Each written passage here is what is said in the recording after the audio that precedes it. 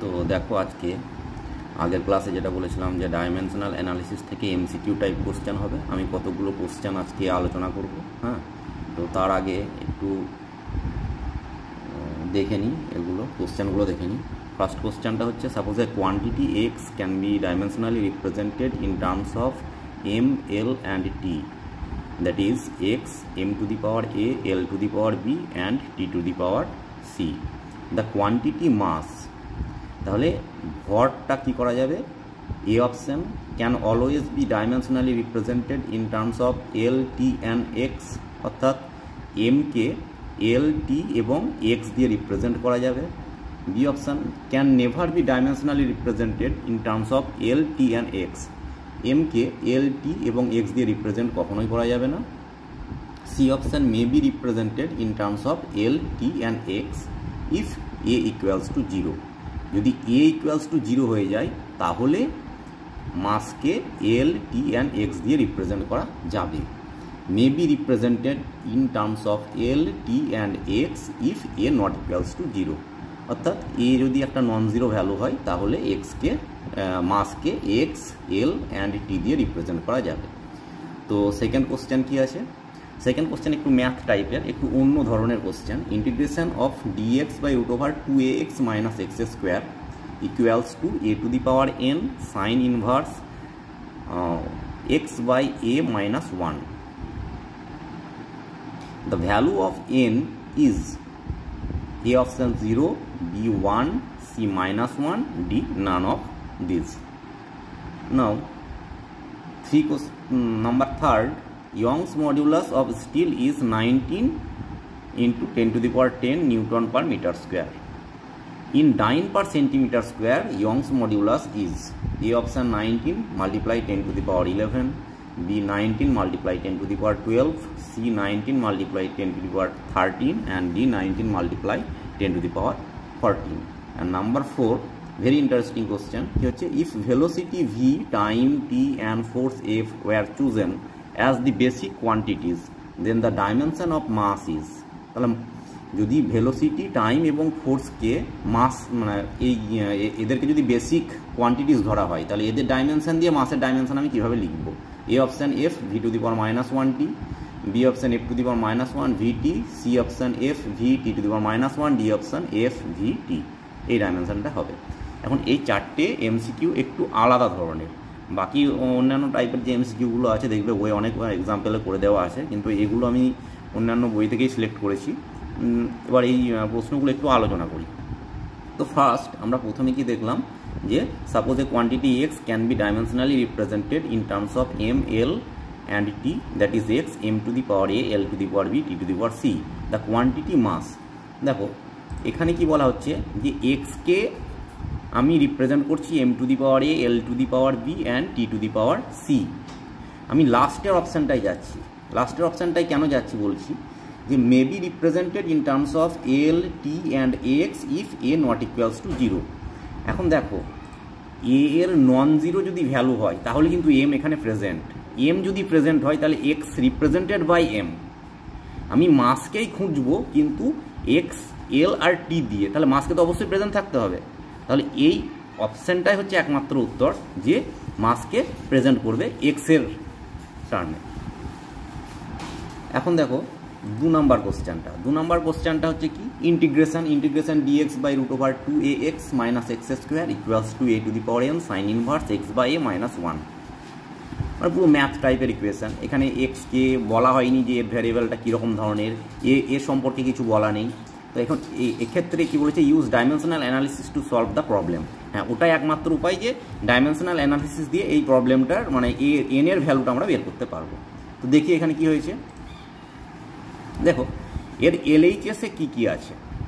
এলএইচএসে আছে, নিচেরটা দেখছি আমি ডিনোমিনেটর, যে root over 2ax minus x square. এখন দেখো এক্স স্কোয়ারের থেকে 2ax সাবট্র্যাক্ট হচ্ছে,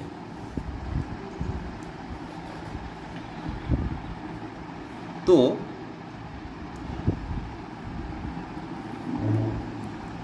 একে সিমিলার ডাইমেনশনের হতে হবে। 2ax এর ডাইমেনশনটা এমন হবে যে এক্স স্কোয়ারের ডাইমেনশনের সঙ্গে সমান হবে।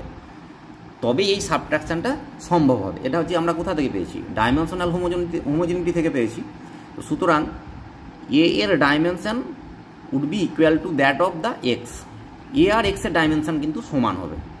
তা সেক্ষেত্রে কী হবে, এই নিচের কোয়ান্টিটিটা আর এই উপরের এই দুজন মিলে ডাইমেনশনলেস কোয়ান্টিটি হবে। কেন, এখান থেকে রুট ওভার আছে, একটা এক্স বেরিয়ে আসবে, এক্স আর ডিএক্স ডাইমেনশনলেস, সুতরাং এলএইচএস হচ্ছে ডাইমেনশনলেস। এখন কি হচ্ছে, আরএইচএসটা বিবেচনা করি।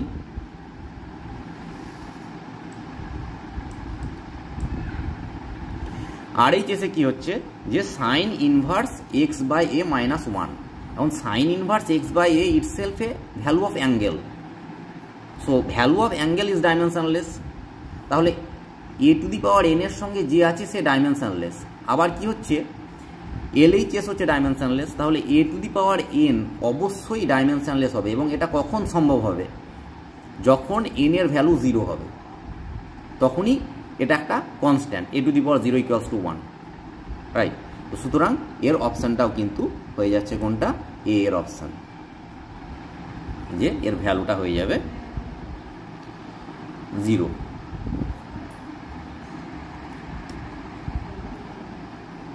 এখন দেখো 3 নাম্বারটা, Young's modulus of steel is 19 × 10⁻10 newton per metre square, in dyne per centimetre square, Y is 19। আচ্ছা, আগে প্রথমে ইয়ং মডিউলাস, এটা হচ্ছে একটা খুব সিম্পল ডাইমেনশনাল অ্যানালিসিস, মানে ইউনিট কনভার্সন। আমি একটা হায়ার সে এসআই ইউনিট থেকে আমি সিজিএস ইউনিটে যাব, সেখানে আমি ডাইমেনশনাল অ্যানালিসিস কীভাবে ব্যবহার করব।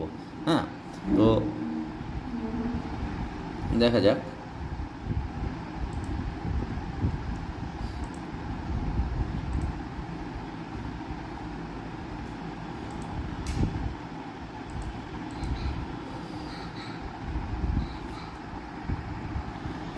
তো এই ইউনিট কনভার্সনটা কীভাবে হচ্ছে, 19 × 10⁻10 newton per metre square equals to a dyne per centimetre square. এখন ইয়ং মডিউলাসের ডাইমেনশনটা কি বের করে নিলাম, F by A, L by এল।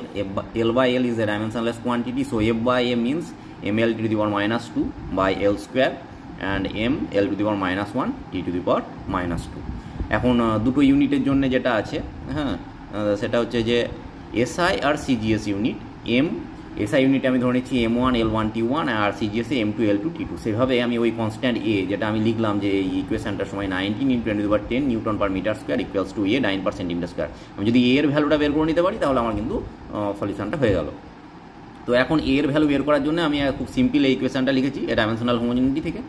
এখন এই ইকুয়েশনটার জন্য কি হচ্ছে, M1/M2, L1/L2, T1/T2 এবং তাদের রেসপেক্টিভ ইন্ডেক্সগুলো দিয়ে দিয়েছি। এখন M1 এর ভ্যালু এসআই কি আসছে 1 কেজি, আর M2 এর ভ্যালু হচ্ছে 1 গ্রাম, L1 এর 1 মিটার, 1 সেন্টিমিটার, এটা তো সেকেন্ড, সো এটা আসছে কি 10, এর ভ্যালুটা আসছে 10। এখন যেটা পাচ্ছি 19 × 10⁻10 newton per metre square equals to 10 multiply in that value 19 × 10⁻10 dyne per centimetre square, means 19 × 10⁻11 dyne per centimetre square. So 3 নম্বরের সলিউশনটা কিন্তু হয়ে গেল। এখন পড়ে থাকলো কি না 4 নম্বর সলিউশনটা। তো দেখো 4-এর কোশ্চেনটাই কি ছিল যে ওই ভেলোসিটি, টাইম অ্যান্ড ফোর্স দিয়ে মাসকে রিপ্রেজেন্ট করতে হবে। হ্যাঁ, তো দেখা যাক, এটা খুব সিম্পল। কী করেছি যে F equals to m a, Newton second law of motion থেকে পেয়েছি, তাহলে মাস কি হচ্ছে এফ বাই এ। এখন এর ডাইমেনশনটা হচ্ছে কি ভেলোসিটি বাই টাইম, আর এফের ডাইমেনশন তো আমরা জানি।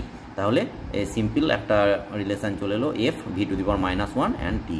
তাহলে এমকে এইভাবে কিন্তু এফ ভিটি দিয়ে রিপ্রেজেন্ট করা যাবে। অর্থাৎ এর আনসারটা আসছে কি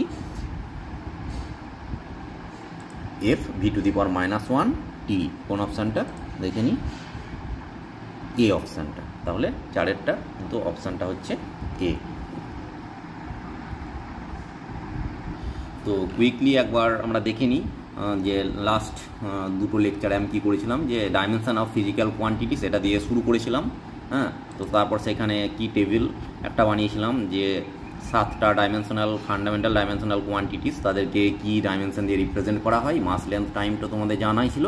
তারপরে যেটা এটা হয়েছিল যে temperature, electric current, intensity of light and amount of substance. তো সেটা দেখে নিই। দেখো এখানে temperature represented by Kelvin, electric current represented by I, and intensity of light represented by CD, and amount of substance which is represented by mole, right? আর third স্লাইডে যেটা আছে সেটা কি আছে যে ডিফারেন্ট ফিজিক্যাল কোয়ান্টিটিস, তাদের ডাইমেনশান এবং সেই কিছু রিলেশানগুলো আছে, জেনারেল ফর্মুলা এবং তাদের সঙ্গে কিছু রিলেশান আছে। হ্যাঁ, তো ফার্স্ট কি বলেছিলাম এটা যে acceleration due to gravity, first angle দিয়ে শুরু করেছিলাম। অ্যাঙ্গেলটা হচ্ছে ডাইমেনশনলেস কোয়ান্টিটি, কিন্তু তাকে কীভাবে রিপ্রেজেন্ট করা হয়েছিল m⁴0, l⁴0 অ্যান্ড t⁴0। তারপরে হচ্ছে কি অ্যাসেলারেশন ডিউ টু গ্র্যাভিটি ছিল, হ্যাঁ সেটাতে ছিল কি ভেরি সিম্পল অ্যাসেলারেশনের যে ডাইমেনশন l⁻²। নেক্সট ছিল অ্যাঙ্গুলার মোমেন্টাম, আর অ্যাঙ্গুলার মোমেন্টামের যে ডাইমেনশন ছিল সেটা ছিল কি m l⁻² অ্যান্ড t⁻⁻1। তারপরে ছিল area, very simple Boltzmann constant K, Boltzmann কনস্ট্যান্টের কে এর জন্য ডাইমেনশন যেটা ছিল m l⁻², t⁻⁻² and k⁻⁻1। তো এইভাবে কোএফিসিয়েন্ট অফ থার্মাল কন্ডাক্টিভিটি, তার ডাইমেনশনাল ফর্মুলা ছিল m l t⁻³ and k⁻⁻1। তারপর ছিল কি very simple density, displacement or wavelength, electric capacitance. Now electric capacitance C = Q/V, and তার ডাইমেনশনাল ফর্মুলাটা কী ছিল m⁻², l⁻², t⁻⁴ and I⁻²। আর তারপরে ছিল ইলেকট্রিক কন্ডাক্টিভিটি, তার ডাইমেনশনাল ফর্মুলা ছিল m⁻⁻1, l⁻³ t⁻3 I⁻²। Electric current, very simple electric কারেন্টের এটা ছিল ইলেকট্রিক ফিল্ড স্ট্রেংথ। হ্যাঁ, ইলেকট্রিক ফিল্ড স্ট্রেংথের জন্য কি ডাইমেনশনাল ফর্মুলা ছিল ইলেকট্রিক ফিল্ড স্ট্রেংথ, এটা বুঝতেই পারছো ইলেকট্রিক ফিল্ড স্ট্রেংথ, তার ডাইমেনশনাল ফর্মুলাটা কী ছিল এখানে m l⁻² অ্যান্ড t⁻⁻²। তারপরে এনার্জি, ফোর্স, ফ্রিকোয়েন্সি, হিট, এগুলো ভেরি সিম্পল। ল্যাটেন্ট হিটটা দেখো, ল্যাটেন্ট হিটের ডাইমেনশনটা ছিল কি ল্যাটেন্ট হিট, তার জন্য ডাইমেনশনটা ছিল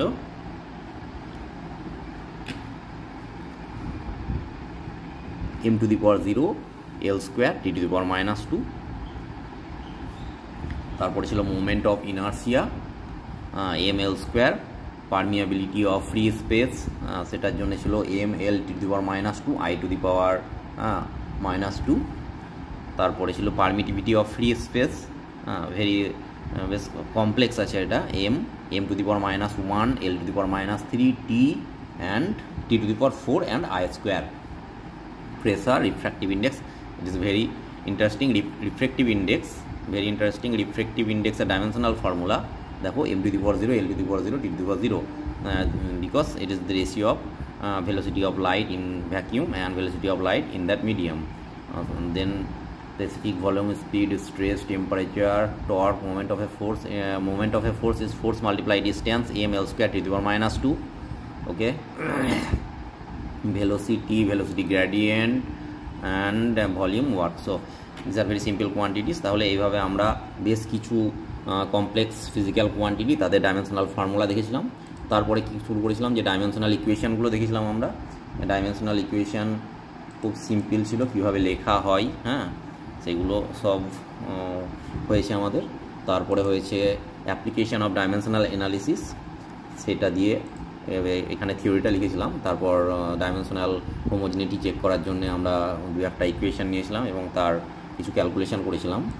নেক্সট করেছিলাম রিলেশনশিপ বের করা, ডাইমেনশনাল অ্যানালিসিসের একটা অ্যাপ্লিকেশান, বিভিন্ন ফিজিক্যাল কোয়ান্টিটিসের সঙ্গে আর কি রিলেশনশিপ কীভাবে বের করা যায়, এটা আমি বের করেছিলাম কি time period of oscillation of a simple pendulum. তো এইভাবে আমার ফার্স্ট লেকচার নোটটা শেষ হয়েছিল। তারপর সেকেন্ড লেকচার নোটে কী করেছিলাম অ্যাপ্লিকেশান অফ ডাইমেনশনাল অ্যানালিসিস, সেটাতে কি হয়েছিল যে period of vibration of a tuning fork বের করেছিলাম। তার একটা বেশ বড় রকমের একটা ইকুয়েশান হয়েছিল, সেই ইকুয়েশানটা সলিউশন করেছিলাম। তো একটু দেখে নিই এই ইকুয়েশানটা খুব ভালোভাবে। এটা খুব ক্লিয়ার আসছে।